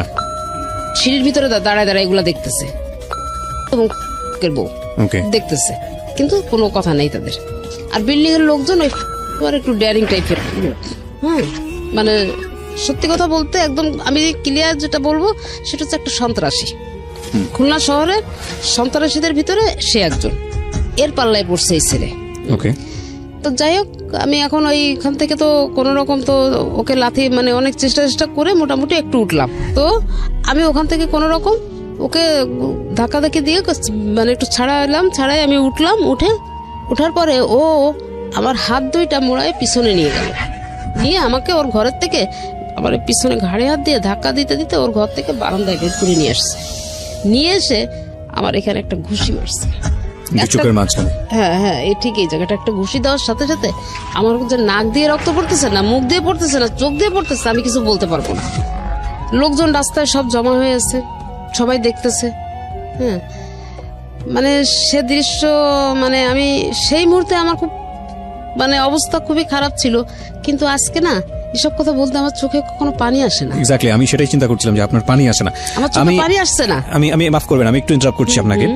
পৃথিবীর সবচাইতে দুর্ভাগা সন্তানের কথা আমি এই মুহূর্তে শুনছি। আমার শুধু এতটুকুই বলার আছে, আমি ডেফিনেটলি শিওর যে হয়তো আপনি অনুষ্ঠানটা শুনছেন। আপনি ধরেন আপনার মা যেটা বলে গেল সে অপরাধগুলো করেননি, কিন্তু ধরেন আপনি আপনার জায়গা থেকে অনেক কিছু বলার আছে, আপনার মা অনেক অপরাধ করেছে আপনার সাথে। আপনি যদি ধর্ম মানেন, ধর্ম তো একটা আছে, যদি সামাজিকতা মানেন, যদি এথিক্স মানেন, যদি কিছুই না মানেন, শুধু মানবিকতা মানেন, হ্যাঁ, তাহলেও আমি বলবো যে সবচেয়ে অভাগা হচ্ছেন আপনি, যার পেটে বড় হয়েছেন, দুনিয়ার মুখ দেখেছেন যার জন্য, যা রক্ত মাংস খেয়ে বড় হয়েছেন, যে আপনাকে কষ্ট করে বড় করেছে, সে যদি সারা জীবন আপনাকে পেটাতো, এটা আপনার জন্য আশীর্বাদ। তার গায়ে হাত তুলেছেন মানে হচ্ছে আপনার নাই, আপনার আর কিছু নাই, আপনার না আছে ইহকাল, না আছে পরকাল, আপনি তো ওখানেই শেষ। মানে কত বড় পাপী যে আপনি। আপনার মা এই কথা বলছে এখানে এই অনুষ্ঠানে এসে, লাখ লাখ মানুষ সাক্ষী হয়ে যাচ্ছে আজকের এই অনুষ্ঠানে। আল্লাহ আপনাকে মাফ করুক, আমি জানি না মাফ করবে কিনা, মাফ করা উচিত কিনা। যে মানুষের, আপনি লেখাপড়া করেছেন, আপনি শিক্ষিত একজন মানুষ, ইন্টার পর্যন্ত পড়াশোনা করেছেন, হ্যাঁ, আপনার অনার্সটাও শুনলাম পড়াশোনা করেছেন আপনি। ধরেন আপনার মা অপরাধী, আপনার দিক থেকে ভয়াবহ রকমের অপরাধী হোক, সে অপরাধী, কিন্তু ওই যে একটা কথা আছে না যে এক ধার দুধের দাম শোধ করা যায় না সারা জীবন গায়ের চামড়া করে দিলে। আপনি যা করেছেন সেটা মুখে আনার মতো নয়। এখন থেকে শুরু করে যদি সারা রাত ধরে আপনার এগেইনস্ট আমি বলি এই অনুষ্ঠানে, যদি শেষ না হয় এই অনুষ্ঠান, আমার মনে হয় আমি বলে শেষ করতে পারবো না যে আপনি কত বড় অপরাধ করেছেন, ভয়ানক রকমের অপরাধী। আমি এই উপলব্ধিটা আপনার মৃত্যুর আগে আসা উচিত, অবশ্যই আসা উচিত। এবং আমি জানি না আপনি বাবা কিনা, গল্প সামনের দিকে এগোলে বুঝতে পারবেন যে সন্তানের হাতে যদি কখনো মার খান, এর চাইতে কষ্টকর, এর চেয়ে জাহান্নাম ভালো। মানে এই ভদ্রমহিলার জীবনে কত বড় পাপ করেছিল জানি না, যে কারণে এই ভদ্রমহিলাকে এরকম একটা মানে টাইম ফেস করতে হয়েছে। আজকের অনুষ্ঠান যারা শুনছেন, ওনাদের লাইফে তো ঘটনাটা ঘটে গেছে, কারো লাইফে যাতে না ঘটে। হ্যাঁ, আমি এরকম অনেক গল্প পেয়েছি। আমি একটা সময় একটা রেডিওতে একটা অনুষ্ঠান করতাম, অনুষ্ঠানের নামটা আমি মেনশন করবো না, সেটা এইখানকার রেডিও অনুষ্ঠানের এথিক্স থেকে যায় না। সেখানে আমি পেয়েছিলাম যে সন্তান হয়ে বাবাকে খুন করেছে, সেটার পিছনে একটা ভয়াবহ রকমের লজিক ছিল। কিশোর অপরাধী ছিল সে, কিশোর অপরাধী, মনে হয় যদি ভুল না করে থাকি সাগর অথবা সম্রাট কিছু একটা নাম হবে। এবং আপনি তার পুরো গল্পটা শুনলে বিশ্বাস করতে পারবেন না যে বাবা কত বড় অপরাধ করতে পারে সন্তানের ক্ষেত্রে। তবুও কি মানা যায় যে একজন সন্তান হয়ে বাবাকে খুন করতে পারে? কখনোই মানা যায় না। কিন্তু খুবই খুবই প্যাথেটিক, খুবই প্যাথেটিক। ছোট্ট একটা বিরতি নেব প্রিয় শ্রোতা। নামতে হলে তো সিঁড়ির নিচে নামতে হবে, এবং আমি এখানে আছি, নিচে নামবো, ওখানে ওয়াল। হ্যাঁ, আমি যখন সিঁড়ি থেকে মানে সিঁড়ির স্পেস আমার যখন নিয়ে আসছে, আমি কিন্তু অতটা অনুভব করি নাই। আমি কিন্তু অনুভব করতেছি আমার পরিস্থিতিটা কি। তো যখন আমি ওখানে আসার পরে ও একটা ধাক্কা দিছে যে ওই ওয়ালটাতে গিয়ে আমি বাড়ি খাবো এবং ওখানে আমি শেষ হয়ে যাব। এইভাবে আমার পিছন থেকে একটা ধাক্কা দিল ছেলেটা। ধাক্কা দেওয়ার পরে আমার নিচের ওই ভাড়াটেগুলো যখন বারান্দার ভিতরে চিল্লাচিল্লি হচ্ছে, বাইরে থেকে কেউ ঢুকতে পারছে না বা কেউ হেল্প করছে না আমাকে, তখন ওই নিচের ওই ছেলে দুইটা যে অবস্থায় ছিল, রাত তখন 11টার বেশি বাজে, ওরা দুইটা ছেলে দৌড়াইয়ে উঠে আসছে। উঠে এসে দেখে কি অলরেডি আমি সিঁড়ির 5-6টা সিঁড়ির স্পেস নেমে গেছি। মানে আর মনে হয় 1-2 সেকেন্ডের মধ্যে আমি ওয়ালে বাড়ি খাবো। আচ্ছা, ওই অবস্থায় আটকেছে। ওই অবস্থায় ওরা দুইজনে এসে আমাকে ধরে বসছে। ধরে দেখে যে আমার তো নাক মুখ রক্তাক্ত। আমার তখন ওদের এই সেন্স নাই, মানে আমার তো সেন্স নাই, ওদের ওই অবস্থা। আমার গায়ের ওড়না খুলে আমার মুখটাকে মানে পেঁচায় নিয়ে ওরা সাথে সাথে চলে যায় পাশে একটা, মানে কোনো ডাক্তার তো পায় না। এই ঘটনা ঘটতে ঘটতে প্রায় 12টা 12:30 বেজে গেছে। কোনো ক্লিনিকের ধারে কাছে নাই। তো ওরা তখন একটা মেডিসিনের দোকানে নিয়ে গিয়ে ওখানে নিয়ে আমাকে ড্রেসিং করে নিয়ে এসে আমাকে নিচতলায় রাখে। আবার একটা ভাড়াটের ঘরে রাখে। তো এই যখন আপনি ড্রেসিং করালেন কারো কাছ থেকে, কোনো হাসপাতালে করেছিলেন নাকি কোনো ফার্মেসিতে? না, ফার্মেসিতে। সাধারণত এরকম ঘটনা ঘটলে please go to a hospital, সরকারি হাসপাতালে যাবেন। সরকারি হাসপাতালগুলোতে আমি যতদূর জানি ওয়ান স্টপ সার্ভিস আছে, এবং ওখানে গিয়ে আপনারা একটা মেডিকেল সার্টিফিকেট নিয়ে নেবেন যে আপনাকে ফিজিক্যালি অ্যাসাল্ট করা হয়েছে। আমি বিশেষ করে বাবা মার শুধু না, যে কারো ক্ষেত্রে আমি বলছি, সরকারি হাসপাতালে গেলে আপনাদেরকে এরকম একটা সার্টিফিকেট দেওয়া হবে যে আপনাকে ফিজিক্যালি অ্যাসাল্ট করা হয়েছে। কে করেছে আপনি চাইলে নামটা ওখানে মেনশন করতে পারেন। পরবর্তীতে আপনি যদি কোনো আইনি অ্যাকশন নেন, আপনার এই কাগজটা অবশ্যই লাগবে এবং এটার ভিত্তিতেই হবে, নইলে আসলে পরবর্তীতে আর কোনো কাজে লাগে না এগুলা। হ্যাঁ, তারপরে ওই অবস্থায় আমি তো আমার মুখ টুকের অবস্থা খুবই খারাপ ছিল, খাওয়া দাওয়া করতে পারছিলাম না, মানে গলা টলা ফুলে গেছে এবং গলায় ওর আবার হাতের নখ বড় বড়, এসব জায়গা সব মানে একদম কেটে কেটে গেছে আর কি, মানে ব্লেড দিয়ে টান দিলে যেমন। মা, আমি বিশ্বাস করি আপনি যা বলবেন আজকের অনুষ্ঠানে সবই সত্য বলবেন, এবং আপনি যে যার এগেইনস্টে বলছেন, পৃথিবীতে সবচেয়ে কাছের মানুষই আপনার, সে আপনার সাথে থাকুক আর না থাকুক, আপনি তাকে পেটে ধরেছেন, এটাই আপনার সম্পদ। এবং যত জানি আপনার সন্তান একটাই, রাইট? এরপর আর সন্তান হয়নি, সেটার একটা স্টোরি আছে। আপনি আমাকে বলেন তো, আপনার সন্তান যে ইমব্যালেন্স আচরণ করছে, একটা মাত্র সন্তান, তাও ছেলে সন্তান, যার প্রতি আপনারা কোনো অন্যায় আচরণ করেননি, তখন যে ঘটনাটা আপনি বলছেন সেই সময় বাবা মারা যাওয়ার পরে ওর ভিতরে কি কোনো আশঙ্কা ছিল যে আপনি অন্য কারোর সাথে সংসার করতে যাচ্ছেন, বা আপনাকে নিয়ে কোনো ছেলের সাথে কি ও কোনো গুজব শুনেছে? না, ও নিজে আমাকে বলতো কি যে দেখো এই বাড়িটা আমার বাবার, এই বাড়ির মালিক আমি। এটা তো প্রশ্নই ওঠে না, মানে এটা প্রশ্নই ওঠে না। আমি কেন বলছি, এই ধরনের কথাবার্তা তো ওর মাথা থেকে আসার প্রশ্নই ওঠে না। যে একটা মাত্র সন্তান আপনার, দেখুন একটা মাত্র সন্তান যাকে আপনি আপনারা দুজনই এত ভালোবাসা দিয়ে বড় করেছেন, আর তো কোনো উত্তরাধিকারী নাই। আর দ্বিতীয় কথা হচ্ছে যে উত্তরাধিকারের প্রশ্নও যদি আসে তাহলে লিগেলি সে আপনার চেয়ে বেশি পাবে, লিগেলি সে আপনার চেয়ে বেশি পাবে। সুতরাং এই প্রশ্ন তো আসেই না। আর দ্বিতীয়ত যেটা সেটা হচ্ছে মা আপনি, কিসের বাড়ি কিসের ঘর, তো মার সাথে এই ধরনের রেশিওটা কেন আসবে? যদি একটা ভাই হতো তাও একটা কথা ছিল, বোন হতো তাহলে একটা কথা ছিল, তো মার সাথে তো রেশিওর প্রশ্নটা আসে না। ও কি কোনোভাবে ইনসিকিউর ছিল যে আপনি অন্য কাউকে বিয়ে করে ফেলছেন, বা ও এমন ও নিজেই আমাকে বলছে, ও নিজে আমাকে বলছে যে আমি যেন বিয়ে করে এখান থেকে চলে যাই। ও নিজেই বলেছে? হ্যাঁ, ও নিজে আমাকে বলছে। ওই আপনাকে বলতো বিয়ে করে চলে যেতে? হ্যাঁ, আমাকে বলছে যে কোনো কারণ ছাড়া না, বলছে কি যে এই বাড়িতে তুই থাকতে পারবা না, এটা আমার বাবার বাড়ি, আমার অধিকার আগে, তো এই বাড়িতে তুমি থাকতে পারবা না, তুমি হয় তোমার কোনো আত্মীয় স্বজন বা বাবার বাড়িতে চলে যাও, বা কোনো আত্মীয় স্বজনের বাড়িতে, অথবা তুমি একটা বিয়ে করে নাও, আমার কোনো কমপ্লেইন নেই। এতটা অসন্তুষ্ট কেন সে আপনার প্রতি? এইটা হয়েছে কি, এই অসন্তোষটা হয়েছে এই যে নামের যে লোকটার কথা আমি বলছি, এর সঙ্গে এতটাই ও ক্লোজ হয়ে গেল যে ও আমার ঘরে থেকে খাওয়া বন্ধ করে দিল। তো আপনি এই লোকটাকে বাসায় রাখছিলেন কেন, বের করে দিচ্ছিলেন না কেন? আমি এই লোকটাকে নামানোর জন্য বহুত চেষ্টা করছি, এবং লাস্ট আমার কেএমপি থেকে শুরু করে, মানে খুলনা পুলিশ কমিশনারের কার্যালয় থেকে শুরু করে আমি প্রত্যেকটা প্রশাসনের সহযোগিতা চাইছি এবং দরখাস্ত করছি, এবং তাদের কাছ থেকে সিগনেচার নিচ্ছি যে অবৈধভাবে সে আমার বাড়িতে বসবাস করছে, আমার ঘর ভাড়া দিচ্ছে না, নানাভাবে নির্যাতন করছে, আমার ছেলেটাকে সে অ্যাডিক্টেড করে ফেলছে, এইভাবে আমি দিচ্ছি, কিন্তু কাজ হয়নি, কোনো কাজ হয় না, কোনো কাজ। আমি প্রশাসনের কাছ থেকে আমি হারাম বলতে আমি এতটুকু উপকার পাই নাই, একমাত্র র‍্যাব 6 ছাড়া। ওনারা আপনাকে হেল্প করেছে? শুধু ওনারাই আমাকে হেল্প করছে, এবং সেটা লাস্ট মোমেন্টে এসে আমার মাথায় কেন যে বুদ্ধিটা খেলছিল। আচ্ছা, ফাইনাল ক্রোনোলজিক্যালি যাব, স্টেপ বাই স্টেপ যাব, গল্পটা সামনের দিকে এগোতে চাই। প্রিয় শ্রোতা, আমরা যেই ভয়াবহ রকমের একটা অভিযোগ মা তার সন্তানের এগেনস্টে করছেন আজকে এখানে এসে, ঠিক অভিযোগ বলবো না, তার জীবন গল্প সেখানে বলতে এসেছেন, কারণ আজকের এই অনুষ্ঠান বলার পরে কিন্তু সে কারো কাছ থেকে বিচার চাইবে না। সেই গল্পটা কেন বলতে এসছে সে প্রশ্নটা আমি পরে করব।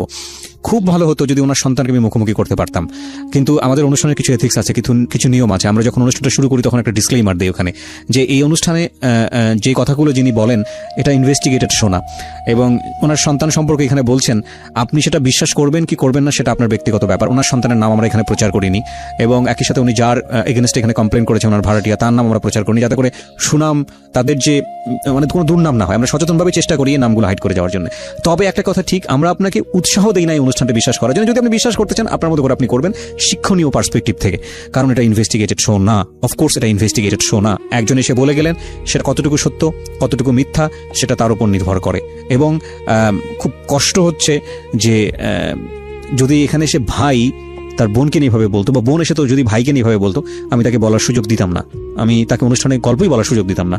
কিন্তু যখন মা এসে একমাত্র সন্তানের এগেনস্টে বলে, এবং তখন বলার সুযোগ দেই একটাই কারণে, যে মা হয়ে সন্তানের এগেনস্টে কিভাবে মিথ্যা কথা বলবে, কেন বলবে, তার উদ্দেশ্যটা কি, তার উদ্দেশ্য থাকতে পারে না। এবং এই ঘটনা কিন্তু একবার ঘটেনি, আরো বহুবার ঘটেছে। সামনের দিকে একটু এগোতে চাই। তবে নাথিং ইজ ইম্পসিবল। সন্তানের দিক থেকে যদি শোনা যায় তাহলে হয়তো তার জায়গা থেকে অনেক শক্তিশালী একটা যুক্তি ছিল, কিন্তু যেই যুক্তি আপনি দেন না কেন ভাই, আপনার মা যেহেতু বলেছে আপনি তার গায়ে হাত তুলেছেন, পৃথিবীতে মা যদি পাগল হয়ে যায়, উন্মাদ হয়ে যায়, বদ্ধ উন্মাদ, এমন উন্মাদ যে গায়ে কাপড় চোপড় রাখতে পারছে না, এরকম উন্মাদও যদি হয়ে যায়, তাকে একটা টোকা দেওয়ার অধিকার আল্লাহ দেয় নেই, আপনি যদি ধর্ম না মানেন, মানবিক জায়গা থেকেও আপনি সেটা পারবেন না। তাহলে এই পার্সপেক্টিভ থেকেই আমি আমাদের আজকের এই অনুষ্ঠানটাতে ওনাকে বলার সুযোগ দিয়েছি। জি বলুন। হ্যাঁ, ওখান থেকে করে নিয়ে আসার পরে আমাকে নিচে রাখা হলো। তো আমার একটা খালাতো ভাই, সে আবার ওই সময় পাশে থাকতো, আসছে, ও খবর পেয়ে আসছে। আসার পরে তখন আর কি আমার ভাই আর কি আমার ছেলেকে একটু বকাঝকা দিয়ে দিল। দিয়ে আমার যে নিজের ভাই, সে আবার ঢাকাতে থাকে, তাকে আবার ফোন করে জানানোর পরে তখন আমার ভাই ওকে, আমার ওই খালাতো ভাইটাকে বলতেছে, এক্ষুনি ওকে নিয়ে তোরা সোনাডাঙ্গা থানাতে ওই পুলিশের হাতে হ্যান্ড ওভার করে দেয়। ওরা এত বড় সাহস হলো কি করে? তো যাই হোক, এইভাবে আর কি এখন ও আমার ওই ভাইটা ওর সঙ্গে তর্ক বিতর্কে এক পর্যায়ে ও গেটে লক করে রাখছে, আর গেট খুলে না, ছেলে গেট খুলতেছে না, লক করে রাখছে। ও অনেক আমার ওই ভাইটা দেখাদেখি করছে কিন্তু খোলেনি। ও পরে আর কেউ চলে গেল। পরে মানে দেখাশোনা করতে থাকে, আমার ভাইটা দেখতেছে। আমার মামা তো বোন একটা অ্যাডভোকেট, ও 2 দিন ও খবর পায়, কিভাবে যেন খবর পেয়ে ও আমাকে দেখতে আসে। দেখতে আসার পরে ও আমাকে দেখে বলতেছে যে আপা এই কি অবস্থা, এটা তো ঠিক না, আসলে ওর বিরুদ্ধে একটা ব্যবস্থা নেওয়া দরকার, ও তো অনেকদিন থেকে এইরকম তো তোমাকে ডিস্টার্ব করতেছে, একটা মামলা করে দাও ওর নামে, ওকে জেলে ঢুকানোর ব্যবস্থা করে দিই, কিছুদিন একটু থেকে দেখি একটু শিক্ষা হয় কিনা। তো আমার ওই বোন আছে, মামাতো বোন, তারপরে মামা, খালাতো ভাই, মানে মোটামুটি ফ্যামিলির বেশ কিছু লোকজন আছে অ্যাডভোকেট খুলনাতে। তারা মিলে সবাই একটা পরামর্শ করলো, করে ওকে একটা মামলা দিয়ে, কোর্টের মাধ্যমে একটা মামলা দিয়ে ওকে জেলে ঢুকা দেওয়া হলো। দেওয়ার পরে তখন আর কি করলো, তখন 12 দিনের মাথায় ওকে বললো যে 65,000 টাকা খরচ করে ওকে বের করে নিয়ে আসলো। ওকে। তো ওই সময়টায় ওই যে ছেলে মারছে, আমি অসুস্থ, ওই সময় আমি আমার আম্মার কাছে গিয়ে থাকি আর কি, পাশাপাশি তো খুব বেশি একটা দূর না, আমি আমার আম্মার কাছে গিয়ে থাকি। তো ওই সময় একটু সুস্থ হওয়ার পরে ওই যেদিকে ছেলেও বেরোয় আসছে, আমি একটু সুস্থ হইলাম, বাসায় আসলাম। বাসায় এসে দেখি কি যে আমার আলমারি ভেঙে আলমারির ভিতরে আমার 7.5 ভরি অর্নামেন্ট ছিল, সেটা নিয়ে গেছে আমার, মানে হ্যাঁ আমার ঘরের দরজা ভেঙে ফেলছে। ঘরের দরজায় যে হ্যাজবোল্টটা দেওয়া, লকটা দেওয়া, এই লকটাকে কাটছে। কেটে আমার ল্যান্ড ফোন, টিভি, গ্যাসের সিলিন্ডার, আমাদের ওখানে তো সিলিন্ডার ব্যবহার করি আমরা, সিলিন্ডার, তারপরে হচ্ছে যে আলমারির ভিতর থেকে আমার কাপড় চোপড়, আমার শীতের কাপড়, আমার পার্স পত্র, সার্টিফিকেট এবং আমার ফাইল পত্র যেখানে যা ছিল নেওয়ার মতন সবকিছু নিয়ে গিয়ে আমাদের যে দোতলায় পুরো একটা ফ্ল্যাট, তো একটা ফ্ল্যাটের মাঝখানে ও পার্টিশন দিয়ে দিচ্ছে ইট দিকেতে, দিয়ে আমারটা সেপারেট করে ফেলছে, ওটা সেপারেট করে ফেলছে, ও আমার ফ্রিজ ট্রিজ সব নিয়ে গেছে। আচ্ছা। তো আমি যখন বাসায় আসলাম, বাসায় আসার পরে আমি পরিস্থিতি তো দেখলাম, দেখে চুপচাপ আছি। এখন আমার আম্মা তো বলতেছে যে আমি কি তোকে এইভাবে রেখে যাব, যদি রাত্রে আবার কোনো দুর্ঘটনা ঘটে। আমি বললাম যে না তুমি যাও, আমি বললাম তুমি যাও, তুমি এত টেনশন করো না, আল্লাহ ভরসা, যাও, যা হবার হবে। তো যাক, আম্মা অনেক টেনশন করে, অনেক সাবধান করে দিয়ে বুঝাই টুজাই বলে চলে গেল। চলে যাওয়ার পরে এরপর থেকে তো অত্যাচার আমার পরে তো বাড়তে শুরু করলো, জেল থেকে বেরোয় আসার পরে। এখন জেলে কতদিন ছিল? জেলে ছিল 14 দিন। আপনি কি কেস করেছিলেন নাকি আলটিমেটলি এমনিতেই নিয়ে গেল জেলে? না, আমি ওই যে আমাকে মারছিল না, শুধু কমপ্লেইন করেছেন? ওইটার এগেইনস্টে একটা মামলা করছিলাম। মামলা করলে তো সে বের হয়ে আসলো কিভাবে, আমি ঠিক বুঝলাম না। মামলা করলেও বের হয়ে আসলো কিভাবে, এটা হচ্ছে কি আমারও এটা টার্গেট, যেহেতু মা মামলা করছে সেক্ষেত্রে তো অন্য কেউ বের করে নিয়ে আসতে পারে না বা পারার কথাও না, কিন্তু এখানে কোনো এখানে আচ্ছা ঠিক আছে, আইনগত ভাবে আমি মানে এটা আপনাকে বুঝাইতে পারবো না। যাই হোক, সে আপনি মামলা দিলেন, ছেলে জেলে ছিল, কিছুদিনের মধ্যে সে আবার বের হয়ে আসলো। আচ্ছা, তারপর কি হলো? এরপরে বের হয়ে আসার পরে তো অত্যাচার আমার পরে তো আরো বেড়ে গেল। মানে কি এতদিন তো ছেলে করতেছিল, মানে আপনি ছেলেকে দিয়ে করাচ্ছিলেন, এখন ওয়াইফ, মানে এখন পুরা ফ্যামিলিটা আর আমার ছেলে পুরো এক হয়ে গেল, আর আমি হয়ে গেলাম একটা সাইড। এদের প্রত্যেকের টর্চারিং এখন আমাকে দিনের বেলা, এমনকি রাতের বেলা আমার ছেলে ঘরে আছে, আমি এ পাশে আছি, ও পাশে আছে, 3 তলায় নেমে চলে আসছে, এসে আমার গেটে লাথি গুতা মারে মারতেছে আর বলতেছে অকথ্য ভাষা, ওদের ভাষা টাষা তো খুব খারাপ, মানে গালিগালাজ করতেছে, গেট খুলে বের করে এখন দেখে নেবো, এ করবো সে করবো। না কিন্তু ছেলে পাশের ঘরের থেকে সবই জানতেছে, শুনতেছে, ছেলেকে আর এখন ফেস করাচ্ছে না, এখন কিন্তু ফেস হচ্ছে। তো এইভাবে শোনেন, এইভাবে মারধর খাইতে খাইতে আমি তো একদম অতিষ্ঠ হয়ে যাচ্ছি। তারপরে যাই হোক, আমি কোনো জায়গায় কোনো কিছু করতে পারছি না। এলাকার যারা গণ্যমান্য ব্যক্তি আছে তাদেরকে জানালাম, তারাও ওকে ডাকলো, বসলো, কারোর ডাকে কোনো পাত্তা দেয় না, এবং সে তার বক্তব্য হচ্ছে কি আমাকে সে উল্টা আমাকে ধমকায়, আজকে অমুকের কাছে গেছিলি, তমুকের কাছে গেছিলি, আমার ক্ষমতা সম্পর্কে তুই কিছু জানিস, তোকে আমি কি করতে পারি, তোকে যে কোনো সময় কিন্তু রাস্তাঘাটে শেষ করে দেবো, এইভাবে আর কি আমাকে হুমকি ধামকি দিয়ে যাচ্ছে। এমনকি আমি গেটে লক করে আমি ভিতরে থাকি, কিন্তু বাইরে থেকে কেউ বুঝতে পারবে না যে ঘরে কোনো মানুষ আছে, মানে কোনো শব্দ ছাড়াই আমি ভিতরে থাকতেছি। তো যাই হোক, এইভাবে আর কি আমার কাটতে কাটতে এক পর্যায়ে আমি নিরুপায় হয়ে 14 সালে, হ্যাঁ 14 সালের একটা রমজান এইভাবে কিন্তু আমি ওকে একটু ভালো করার জন্য না, আমি নিজের থেকে সে মানে যে পড়ে ওকে আমি যে একটু ভালো হওয়ার জন্য ওই কাছ থেকে সরে আসার জন্য আমি ওকে বোঝানোর চেষ্টা করি। তো ওই চেষ্টা করতে গিয়ে আমাকে উল্টা মার খেতে হচ্ছে।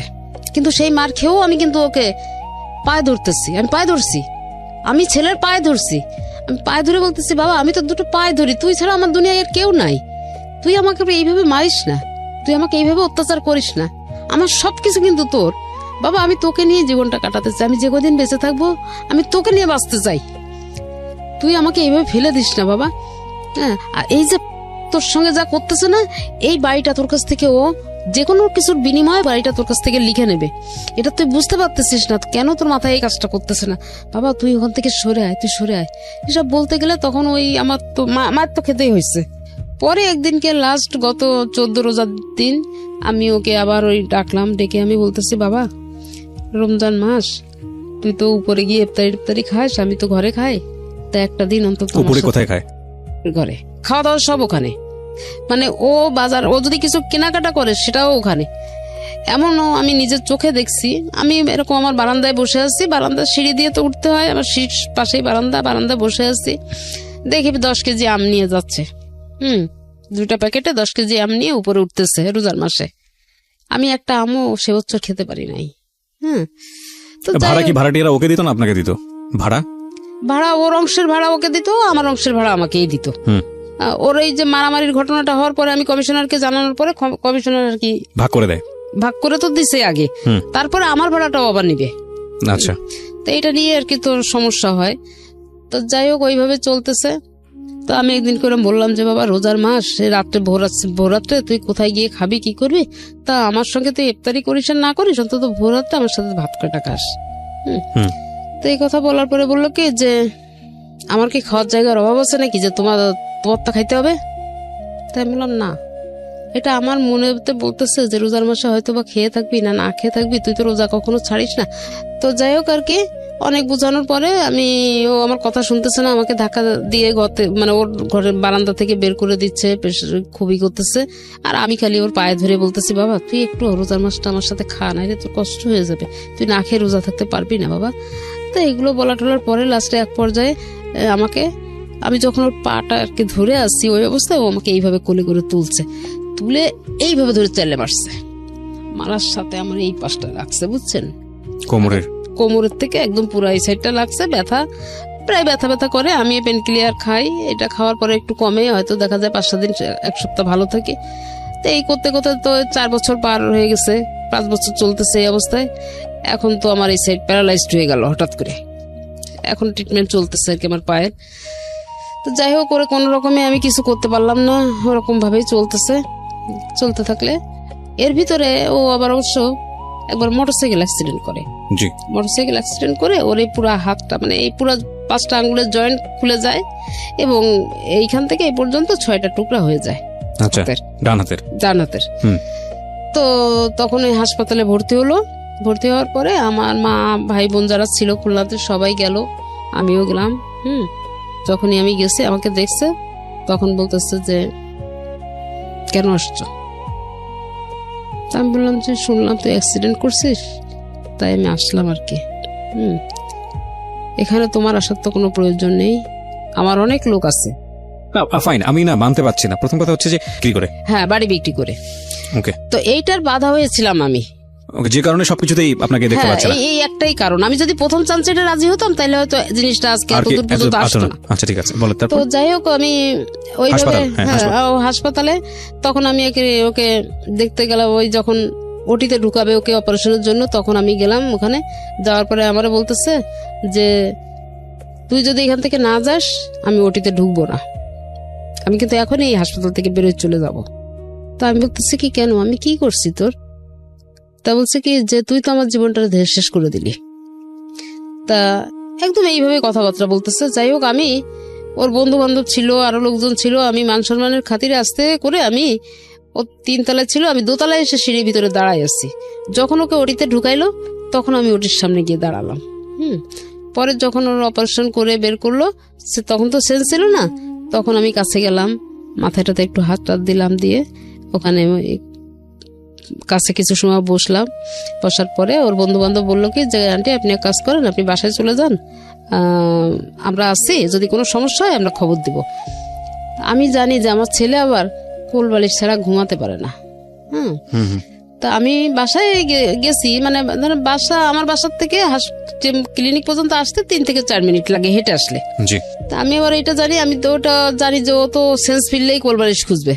তা আমি ভোর যখন 5টা বাজে, আজান হয়ে গেছে, 5টা বেজে গেছে, তখন আমি একটা কোল বালিশ হাতে করে নিয়ে আস্তে আস্তে ক্লিনিকে আসলাম। এসে ওই বালিশটা রেখে গেলাম, মানে ওর বন্ধুদের হাতে দিয়ে গেলাম আর বললাম যে ওর কি অবস্থা, একটু মাথাটাতে হাত বুলাই দিয়ে চলে গেলাম।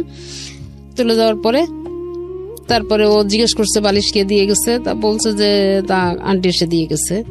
যাই হোক ওইভাবে আর কি ও সেখান থেকে ক্লিনিক থেকে বের হলো। কিন্তু আমি ওই যে কয়দিন ক্লিনিকে ছিল, আমি গেলে ও রুমে আমাকে ঢুকতে দিত না। তো ও রুমের সোজা আবার সিঁড়িটা, তা আমি ওই সিঁড়ির ওই কোনায় দাঁড়ায় ওকে একটু দেখতাম। বাসায় তো মন টিকতো না, কারণ আমার তো বাসায় আর কেউ নাই। তা আমি ওই দূরে দাঁড়ায় দাঁড়ায় আর কি যতটুকু সময় সম্ভব হতো আমি ওই এরকম সিঁড়ির ভিতরে দাঁড়ায় ওকে দেখতাম, ও যাতে আমাকে দেখতে না পায়, এইভাবে দেখে রেখে আমি চলে যেতাম। তারপরে যাই হোক আস্তে আস্তে যখন একটু সুস্থ হলো, রিলিজ দিল, বাসায় গেল, তখন আর কি আমি ওকে ওর ঘরে গেলাম দেখতে। তখন আমাকে বলতেছে যে তুমি কেন আসছো দেখতে। তাই আমি বললাম হাসপাতাল থেকে রিলিজ নিয়ে আসলি তো ওখানে তো টাকায় শর্ট পড়ছিল, আমি তো ওখানে কিছু টাকা দিলাম। আর কোনো কথা বলে না, ওইভাবে আসছে। এর ভিতরে হচ্ছে কি একটা মেয়ের সঙ্গে ওর একটু রিলেশন হয়। আচ্ছা। তো মেয়েটাকে আমাকে দেখাতেও নিয়ে আসতে চায়, তা আমিও বলি যে ঠিক আছে। এই মানে দেখাতে নিয়ে আসতে চাই মানে হচ্ছে এই এরকম ঘটনার মধ্যে যেখানে আপনাকে হাসপাতালে দেখতে দিতে চায় না? না, সেইখানে ওই মেয়েটা থাকে, মেয়েটা সেখানে ওর কাছেই থাকে, কিন্তু আর ওই মেয়েটা থাকার কারণে কিন্তু না সেটা অন্য হিসাব। আপনাকে যেখানে ওটিতে আপনাকে দেখলে ওটিতে ঢুকতে যাচ্ছে না, সেখানে মেয়ের সঙ্গে সম্পর্ক করে আপনাকে দেখাতে চাবে কেন? না, এটাই তো সুস্থ হওয়ার পরে। সুস্থ বলতে মানে ওটি সুস্থ হয়েছে বুঝলাম, কিন্তু সম্পর্কটা তো সুস্থ হয়নি। মানে আমি বলতে চাচ্ছি এই কারণে যে যেখানে আপনাকে কোনো কিছুতেই প্রাধান্য দিচ্ছে না, সেখানে কোনো একটা মেয়ের সঙ্গে সম্পর্ক হলে আপনাকে কেন দেখাতে যাচ্ছে, আমি তো বুঝতে পারছি না। না, তো ওইটা হয়েছে কি তখন আর কি ও একটু মনে হয় কিছু হয়তো নিজের ভুল বুঝতে পারছে, একটু স্বাভাবিক হয়ে আমার সঙ্গে একটু কথাবার্তা বলে আর কি। যাই হোক আপনাকে দেখাতে চাইছে। হ্যাঁ, এখন মেয়েটা পছন্দ করছে, মানে আমি ওকে বিয়ে দেওয়ার জন্য বলতেছি যে বাবা এখন একটা বিয়ে শাদী কর, তাহলে দেখি একটু ঘর সংসারের দিকে তোর মন আসবে। হ্যাঁ, তা বলছে বিয়ে করে কি খাওয়াবো কি? আমি যখন তোকে খাওয়াইতে পারতেছি, তা আর একটা মেয়ে নিয়ে আসলে তাকেও আমি খাওয়াইতে পারবো। আমার যদি একটা মেয়ে থাকতো তা আমি তো তাকে দেখতাম, আমি তার অন্যের পরে ছেড়ে দিতাম না। তো এইভাবে বলা টলার পরেও একদিনকে আমাকে বলতেছে তাহলে আমি মেয়েটাকে নিয়ে আসি, তুমি দেখবো? তাহলে আমি নিয়ে আসি। আমি বলে হ্যাঁ ঠিক আছে নিয়ে আসো। এখন নিয়ে আসার পরে মেয়েটা দেখে আমার কিন্তু আসলে পছন্দ হয়নি। হ্যাঁ, তো এতটুকু সময় ছিল যে মেয়েটার ওর পরিচয়টা ভালোভাবে আমার জানার মতন সুযোগ হয়নি। হ্যাঁ, 5-7 মিনিট ছিল আর কি। তো মেয়েটা চলে যাওয়ার পরে আমার ছেলে যখন বাসায় আসলো, আমি তখন ওকে বললাম যে আচ্ছা ওদের বাড়িটা কোথায়? তা বললো তো বাবা, ওরা কয় ভাই বোন, বাবা মা কি করে? তা বলতেছে যে আমি ওর বাবা মা কি করে এটা আমি বলতে পারবো না, ওরা হচ্ছে 3 বোন আর 1 ভাই, ও হচ্ছে বোনদের মধ্যে ছোট। জি। আমি বললাম কি যে তুই একটা মেয়ের সঙ্গে রিলেশন করলি, অথচ তার বাবা কি করে তুই এইটা বলতে পারিস না, এইটা আবার কেমন কথা বলতেছিস? তা আমার না জিনিসটা একটু সন্দেহ লাগলো। এটা লাগার পরে আমি এটা কি করলাম, আমি এটা কারো একজন মারফতে আমি খোঁজ নিলাম যে আসলে মেয়ের বাবা কি করে। তখন আমি জানতে পারলাম যে মেয়ের বাবা একজন ট্রাক ড্রাইভার। আচ্ছা। আমি এইটার পরে না আমি একদম নিস্তব্ধ হয়ে গেলাম। পরবর্তীতে আমি ছেলেকে ডাকলাম, আবার বেশ 2-3 দিন পরে আমি ছেলেকে ডাকলাম, জিজ্ঞেস করলাম। ছেলে বলল যে আসলে তো আমি জানি না। আমি বলছি কি আমি তো শুনলাম যে ওর বাবা নাকি ট্রাক ড্রাইভার। তা বলছে না আমি তো এটা শিওর না। তখন আমি বললাম যে তুমি যদি তুমি শিওর হও আর নাই হও, যদি এরকম কিছু হয় তাহলে কিন্তু আমি বাবা এইটা মেনে নিতে পারবো না, কারণ আমার ফ্যামিলির কাছে আমি পরিচয় দিতে পারবো না যে তুমি কি করছো।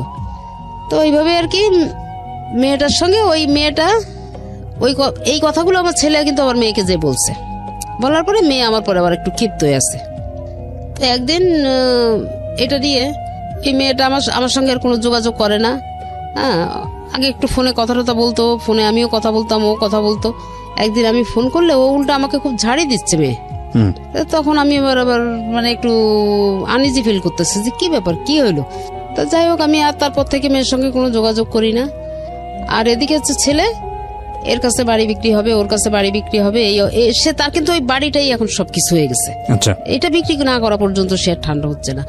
তো আমি গত বছরের একটা সময় আমার অফিসে, মানে আমার হাজবেন্ড যে অফিসে চাকরি করতেন, আমি খুলনা অফিসে, আমার অনেক পরিচিত লোকজন আছে, তো তা আমি তাদের কাছে গিয়ে বললাম, ভাই আপনারা আমাকে একটা উপকার করেন, বাড়িটা তো হাউস বিল্ডিং এ অল্প কিছু টাকা বাকি আছে, আর ছেলেও তো বাড়ি বিক্রি করতে যাচ্ছে, তা আমি আপনাদের লোনটাও আমি শোধ করে দেব, আর ওকে বলেন বাড়িটা আমি, ও যে দাম চাচ্ছে আমি ওই দামটাই ওকে দিব, বাড়িটা আমাকে দিয়ে দিক। আচ্ছা, আমার স্বামীর বাড়ি, আমি এটা অন্য কারো হাতে দিতে চাচ্ছি না। তা বললো কি, তাহলে তো ভালো প্রস্তাব এটা, তো ঠিক আছে ওকে বলি। এখন ছেলেকে যতবারই বলা হচ্ছে, ছেলের কথা হলো আমি দিব কে, আমি তাকে বাড়ি দিব না। তো এইভাবে তখন ওই অফিস থেকে বলতেছে, বিষয় না, বিষয় হচ্ছে এটাই যে তোমার মাস সই ছাড়া কিন্তু তুমি কিছুই করতে পারবা না, তুমি যা কিছু করতে চাও না কেন তোমার মাস সইয়ের বাইরে তুমি যাইতে পারতেছো না, আর হাউস বিল্ডিং থেকে তুমি দলিলও বের করতে পারবা না। আপনাদের দুজনেরই সই লাগবে, ইনফ্যাক্ট হ্যাঁ, একজনের দ্বারা হবে না, হবে না। হ্যাঁ, তো এইভাবে ওকে অনেক বোঝানোর চেষ্টা করছে, কিন্তু ও আসলে কোনো কিছুতেই বুঝতে চায় না, ও সবকিছু গাছ জোরেই করতে চায়। যেমন আমার পেনশনের টাকাগুলা নিয়েও সে অনেক ঢাকা অফিস পর্যন্ত আসছে, এখানে টাকা পয়সা দিয়ে পেনশনটা ওর নামে করার চেষ্টা করছে, তো অনেক ঝামেলা ঝঞ্ঝাট, ছোটখাটো বড় অনেক ঝামেলা ঝঞ্ঝাট করছে। তো যাই হোক, এগুলার আমি ছোটখাটো গুলা ধরি নাই, কিন্তু যখন আর কি গত বছর ফেব্রুয়ারি মাসে ওই মেয়েকে নিয়ে, মেয়েটা ওর বাসায় বেলা 3টার সময় যখন আসছে, হ্যাঁ, আমি তখন একটা হোটেলে বসে ভাত খাচ্ছি, তখন দেখি ওই মেয়েটা আমাদের এলাকায় ঢুকতেছে। আর সন্ধ্যা, আমি ওইটা দেখে বসেই আছি, মেয়ে কিন্তু ঘর থেকে আর বের হয় না। তখন আমি চিন্তা করলাম যে আমি তো প্রশাসনের কোনো সহযোগিতা আমি পাবো না, এখানে আমার যে লাভ নাই, আমি এখন কি করতে পারি। তা আমি চিন্তা করতে করতে, ওই যে বসে চিন্তা করতে আমি এক সময় দেখি যে ছেলে গেট খুলে বেরোলো, কিছুক্ষণ পরে মেয়েটা বেরোলো, তখন বাজে সন্ধ্যা 7টা। ওই সময়টাতে আমি ছেলেকে আমি ধরলাম সিঁড়ির ভিতরে, ধরে আমি তখন ওকে বলতেছি, একটা চড় দিলাম, চড় দিয়ে আমি বলতেছি কি যে এই শেয়ানা মেয়েটাকে তুমি বেলা 3টার সময় ঘরে ঢুকাইছো আর এখন বের করছো, এইটা তোমার বাবার বাড়ি, তোমার বাবার এখানে যথেষ্ট সম্মানীয় একজন ব্যক্তি ছিল, তোমার বাবার সম্মানটা কি তোমার কাছে কোনো মূল্য নেই নাকি? তুমি যেটা করতেছো এটা কি ভালো কাজ করছো না করতেছো, কোনটা? এই কথা বলার সাথে সাথে ও পা মার দিয়ে একটা ঘুষি মারলো আমার এখানে, মেয়েটার সামনে। হ্যাঁ, একটা ঘুষি মারলো এখানে, আমার চশমার কোনাটা এখানে ঢুকে গেল। তো ঢুকে যাওয়ার পরে এরপরে ওই মেয়েটা করলো কি, 3 তলায় গিয়ে বউরে ডেকে নিয়ে আসছে, কাজের মেয়েকে ডেকে নিয়ে আসছে। এরা আসলো, আসার পরে এই মেয়ে আমার হাত চেপে ধরছে, মানে যে এখন আমার ছেলের বউ, সে আমার 2টা হাত একসাথে করে চেপে ধরে বলতেছে কি যে আমার স্বামীর গায়ে হাত দিছিস, তোর তো সাহস কম না। হ্যাঁ, তখন কিন্তু বিয়ে হয়নি ওদের। আর এই বলে আমাকে ধাক্কা মেরে আমার ড্রয়িং রুমে ঢুকালো। আচ্ছা, ড্রয়িং রুমে ঢুকানোর পরে আমাকে ফ্লোরে ফেলাই দিয়ে বউ আর ওই আমার ছেলের বউ দুইজনে মিলে আমাকে একভাবে পাড়াচ্ছে, মানে লাথি মারতেছে, পাড়াচ্ছে। তো ওই যে কাজের মেয়ে, সে বলতেছে কি আল্লাহ, এই মহিলা মরে যাবে, মরে গেলে তোমরা কিন্তু জেল কেটে মরবে। তো এইভাবে আর কি ওই কাজের মেয়েটা আর কি যাই হোক আমাকে সেভ করে ওখান থেকে। করার পরে আমি গেলাম আমার কমিশনারের কাছে, কমিশনারকে যে পাইলাম না পাওয়ার পরে আমি আমার এলাকার অন্য গ্রুপের যে যারা বড় ভাই আছেন তাদের কাছে গেলাম, যে বললাম, তাদেরকে যে বলার পরে তারা বলতেছে, পরে ওকে ডাকছে, ডাকার পরে বললো কি এগুলা সব মিথ্যা কথা, মানে আমার সবকিছুই মিথ্যা প্রমাণ হয়ে যাচ্ছে, ওই ওখানে যে কথা বলতেছে সেটাই সত্যি হয়ে যাচ্ছে। তো এক পর্যায়ে তখন আমি দেখলাম যে আমার তো আর কোনো পরিস্থিতি, তো আমি আসলে কোথাও গিয়ে তো ঠাঁই পাচ্ছি না, কি করি। তো বাসায় এসে রাত্রে এরকম কান্নাকাটি করতেছে একা একা ঘরের ভিতরে। হঠাৎ করে কি মনে হইলো, সকালবেলায় ওই আমি উঠে আমি র‍্যাব 6-এ চলে গেলাম, গিয়ে ওখানে যে আমি ওনাদেরকে সব জানালাম যে এই পরিস্থিতি, কালকে আমাকে এই করছে, এর আগে তো করে আসছে আর কালকে আমাকে এই করছে। তো তখন আর কি ওনারা আর কি পরিচালকের সঙ্গে সরাসরি কথা বলার পরে উনি আর কি সহকারী পরিচালককে আমার এই বিষয়টা নিয়ে একটা দায়িত্ব দিলেন। দেওয়ার পরে উনি বিষয়টা তদন্ত করতে লোক দিল, তারা বিষয়টা তদন্ত করলো প্রায় 15 দিন ধরে। ওকে, তদন্ত করার পরে যখন ঘটনাটা সত্য বলে প্রমাণিত হলো, তখন একদিনকে এসে আমি ঘরে আছি, সেই অবস্থায় আমি বারান্দায় দাঁড়ানো আছি, আমার সামনে দিয়ে ছেলেটাকে ধরে নিয়ে চলে গেল র্যাবে। ওকে, ধরে নিয়ে গেল। তো কিন্তু ছেলেটা ওই মুহূর্তে কিন্তু ও যদি আমাকে একটা বারের জন্য আমাকে বলতো যে মা তুমি আমাকে বাঁচাও, তাহলে কিন্তু আমার আর কোনো কথা বলার ছিল না ওইখানে। কিন্তু তা সে বলেনি, তার অহংকারের জায়গাটা সে ঠিক রাখছে।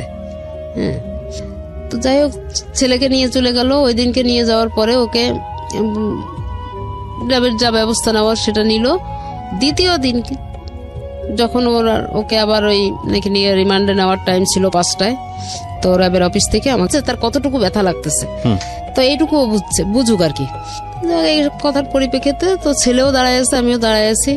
তো ছেলে কিছুক্ষণ পরে আমাকে বলতেছে যে আম্মু, আমি ওর কথার কোনো উত্তর দিলাম না।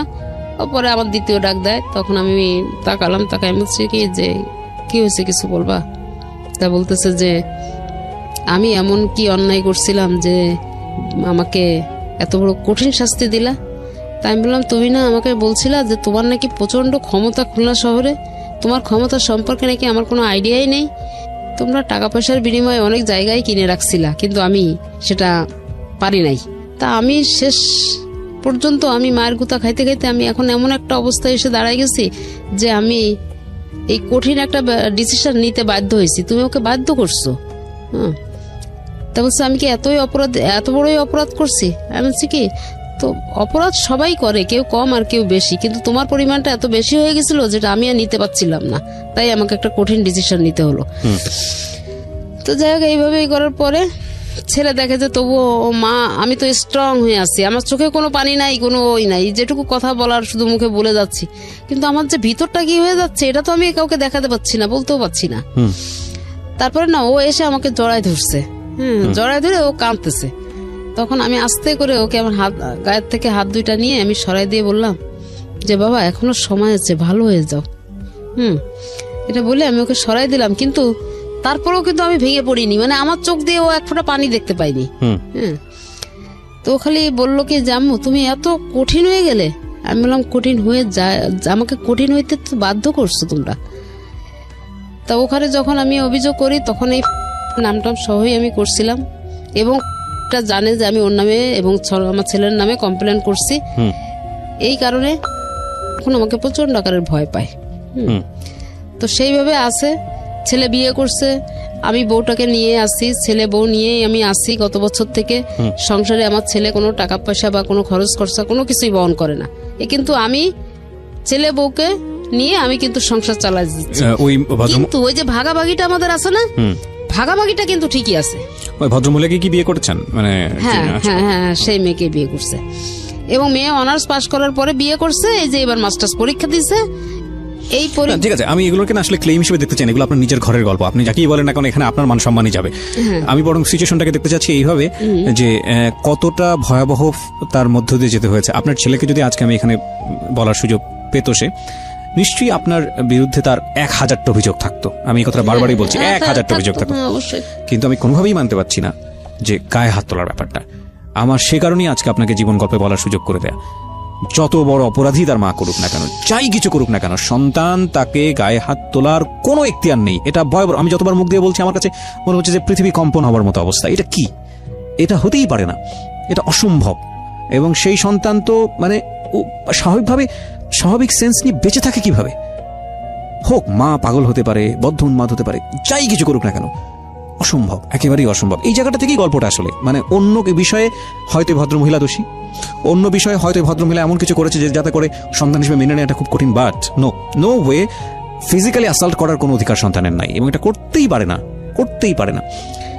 আবারও সেই কথা যদি বলি, আপনি যদি রিলিজিয়ান মানেন তাহলে তো আমাদের এখানে এরকম ভাবে স্পষ্ট বলা আছে যে তোমার বাবা মাকে তুমি সেভাবে প্রতিপালন করো যেভাবে তোমাকে ছোটবেলায় তাকে লালন পালন করা হয়েছে, এবং শব্দটা পর্যন্ত উচ্চারণ করো না যদি তাদের প্রতি বিরক্ত হও।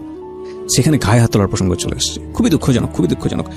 আমি গল্পের শেষের দিকে একটু আসতে চাই। তো বছরখানেক আপনি সেটা হলো সাপোর্ট দিচ্ছেন, যেটা বলছিলেন যে ঠিক আছে, ভালো কথা। আপনার ছেলে লেখাপড়া অনার্সের পরে আর করেনি? না, করেনি। তো এই সময়টাতে সাপোর্টটা বলতে আসলে কি আপনার সঙ্গে সংসার করা শুরু করলো?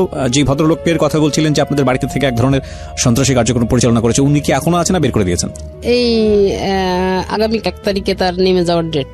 এখনো পর্যন্ত সে এত কিছুর পরেও হ্যাঁ, আছে? আমার এখনো পর্যন্ত আমি এই ছেলেকে দিয়ে আমি চেষ্টা করলে আধা ঘন্টার ভিতরে আমি ওকে নামাবো, কিন্তু এই আমার ছেলের কোথায় যেন একটা দুর্বলতা আছে ওর প্রতি, আমার ছেলে ওকে নামাইতেই দিতে চায় না।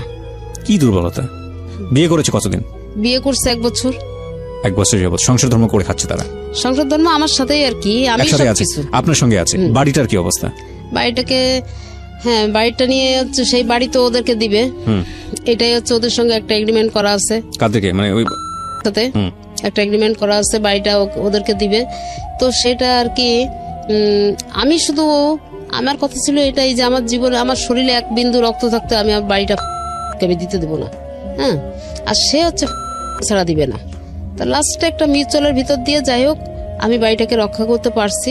হ্যাঁ, আর আমার ছেলের যে বউটা আছে, এই যে 1 বছর বিয়ে করছে না, এই 1 বছরের ভিতরে 2টা ঈদ গেছে, একটা রমজান মাস গেছে।